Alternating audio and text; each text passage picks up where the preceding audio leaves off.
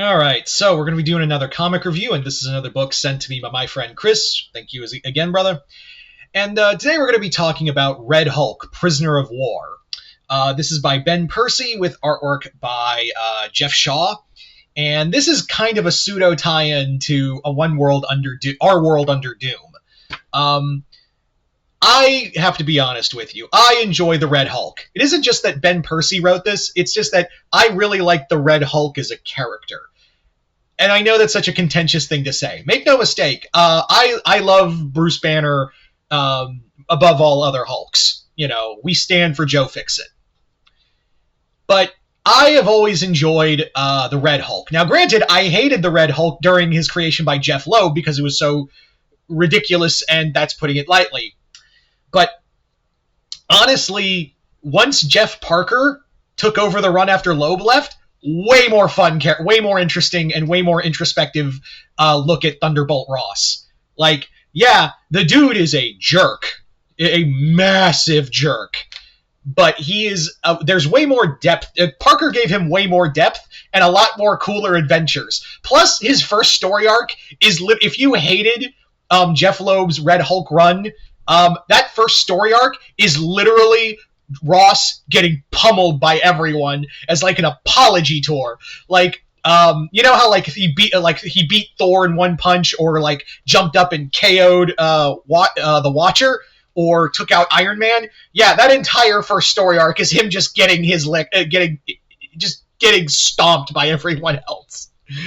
And yeah, he made the Red Hulk a way more interesting character. If you can find those trades of Jeff Parker's Red Hulk, I thoroughly approve of that. I think it's really cool. So I was really interested to see what Ben Percy would do with Ross as the Red Hulk. So did it deliver? Let's talk about that. So the story basically is that Ross has been kidnapped and brought to Latveria to be used as like a think tank, part of a think tank by Dr. Doom. Essentially, Doom has been ruminating in Latveria after becoming the Sorcerer Supreme, and he's used certain individuals to think of different scenarios of how to take out certain people. And Ross is among those people. Ross is now like he can't connect with the Hulk his Red Hulk side because there's not enough radiation for him to absorb. So he's kind of burnt out. So he plans a prison break alongside other characters, one being Machine Man, which at first I was like, wait, Machine Man. That was part of the Jeff Parker run. I will say that's a bit of a continuity error that Percy does fix in issue 3, where he's like, oh yeah, I've worked with him before. And I was like, didn't feel like you knew him those first 2 issues, Ben. I feel like you forgot that. Also, same thing with Deathlock. But yeah. So a lot of this also, it's more of Ross than it is Red Hulk. Ross has to, he's an old man who is now in the belly of the beast and has to work with Deathlock and Machine Man. And I also love his whole thing where he's like, he's regarding Deathlock and Machine Man as like, I can trust these guys. Like, I've worked with Machine Man before. He's as loyal as a gun. Deathlock, I think I can trust him because this dude has been nothing but having my back all day. And then there's another guy, a general named Simon Riker, who's like, Ross is like, fuck that guy. He's gonna turn on me the second in a moment. And sure enough, that's exactly what happens in the comic. The artwork by Jeff Shaw is really cool. I especially love like this giant Mecha Doom. Yeah. The action's also really solid, and there's a lot of great, moments like this. And it really kind of showcases that while Ross is General Ross is a massive dick, but he also is, in his own way, a patriot. And yeah, it varies between several writers here and there, especially with how things have been in what we're going to see in Chip Zdarsky's run, with him leading a new shield or something of that degree. It kind of varies between. Ross has been very tossed around as writers, but the one thing that is constant with Ross is that he is a patriot, but he's also The dude probably definitely voted for Trump. Let's be real.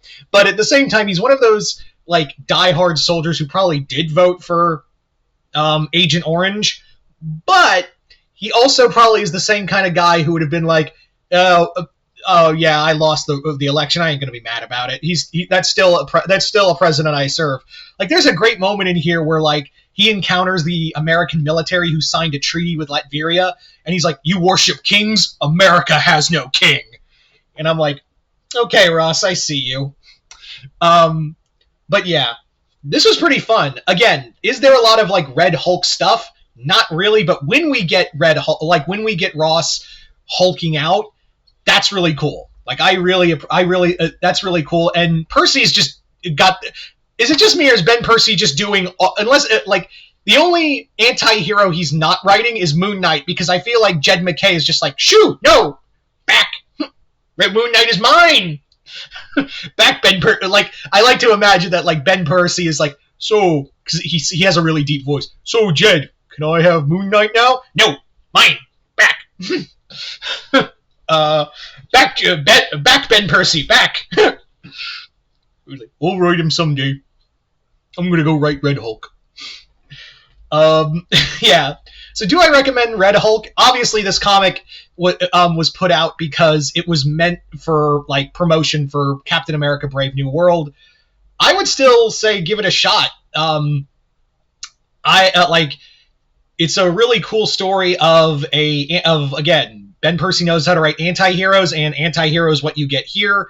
And if you want to see Ross smash his way through Latveria, it is just 5 issues of Ross versus Doom, and also a bit of a love letter to the Jeff Parker run, which I deeply appreciate. So I'm really excited for Volume 2, and when we get really into our world under Doom.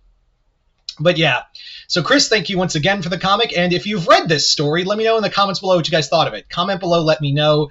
Other than that, hope you all enjoyed this. I'm Mr. Multiverse. I'll see you next time in the Multiverse.